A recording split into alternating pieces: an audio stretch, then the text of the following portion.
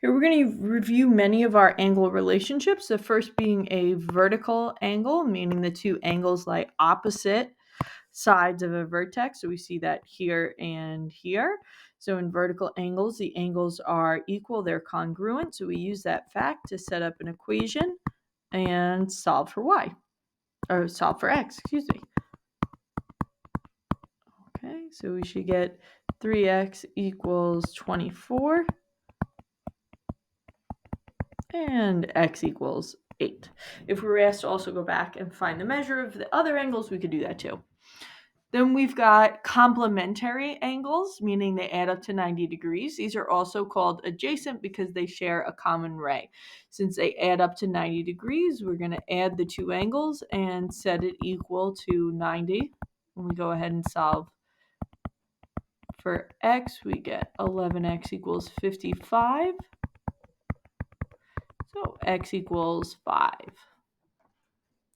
When we have supplementary angles, they add to 180, meaning together they make a straight line of 180 degrees.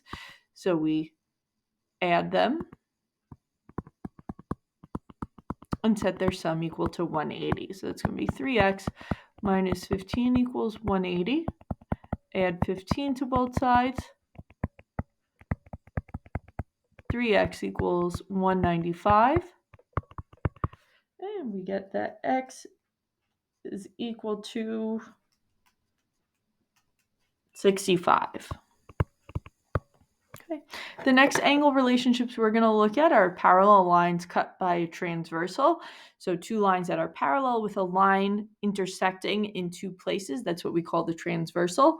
So we get vertical angles in our parallel lines cut by a transversal. We get supplementary angles, and then we also get things called alternate interior, alternate exterior, and corresponding angles. These are all congruent angles. They're all equal to each other. Okay, so when we have alternate interior angles, we take an interior angle like angle 3, and then its congruent alternate interior angle pair would be 5.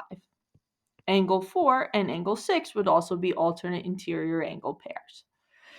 We do the same thing with our alternate exterior. So if we take an angle like 2, which is an exterior angle, its alternate exterior angle pair would be 8. Angle 1, its alternate exterior angle pair would be angle 7, and those would be equal.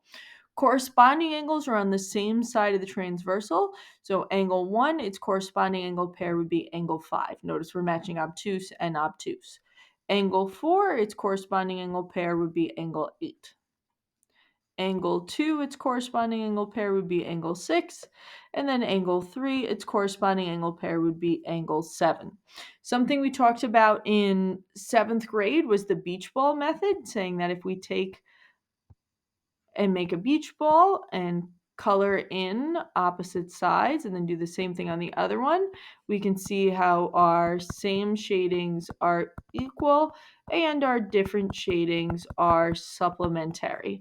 Now that was great for 7th grade, but that is something we want to kind of start moving away from in 8th grade and just use our knowledge of angles to know whether or not our angles are congruent or supplementary. Here we're just going to name some of the angle pairs. So angle 1 and angle 3, they're on opposite sides of the vertex, so they are vertical angles. Angle 1 and angle 5, those are on the same side of the transversal, they are corresponding. Angle 3 and angle 5, those are both interior angles. They're on opposite sides of the transversal and kind of a top-bottom pair, so they are alternate interior. Angle 8 and angle 2 would be an example of alternate exterior. Okay, so now we know measure of angle 1 is 135 degrees. What else is going to have that same measure? This is a spot you could use the beach ball, or you just know, oh, angle 1 and angle 3 are vertical, so those are going to be equal. Angle 1 and angle 5 are corresponding. Those are going to be equal. Angle 1 and angle 7 are alternate exterior. Those are going to be equal. If the measure of angle 1 is 135 degrees, then the measure of angle 2 is going to be its supplement, which would be 45 degrees. Okay, so then every other angle is going to be 45 degrees.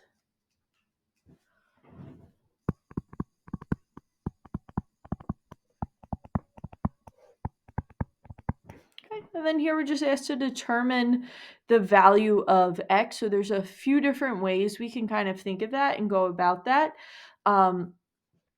One being if this angle is 120, then this angle would be 60. If this angle is 40, this one's going to be 40 degrees. And we see it kind of makes a triangle. And hopefully remember that all the angles in a triangle add to 180 degrees.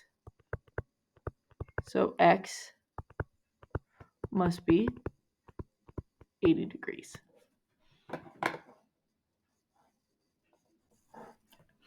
We're going to use our knowledge of angle relationships to create an equation to solve for the variable. We've parallel lines cut by a transversal. We're given 75 degrees and 8x plus 3. I can see that those are alternate interior angles, which means they are equal, they are congruent. So all I need to do is set them up equal to each other.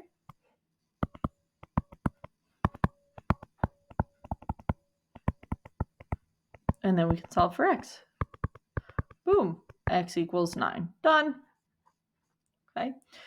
Here we've got another set of parallel lines cut by a transversal. Then now we've got an alternate exterior angle pair.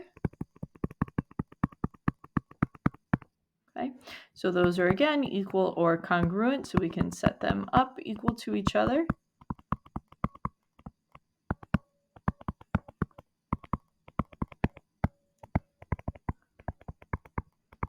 Okay, and then we're going to add 60 to both sides. So that's going to be 92 equals 2x. Divide both sides by 2, x equals 46.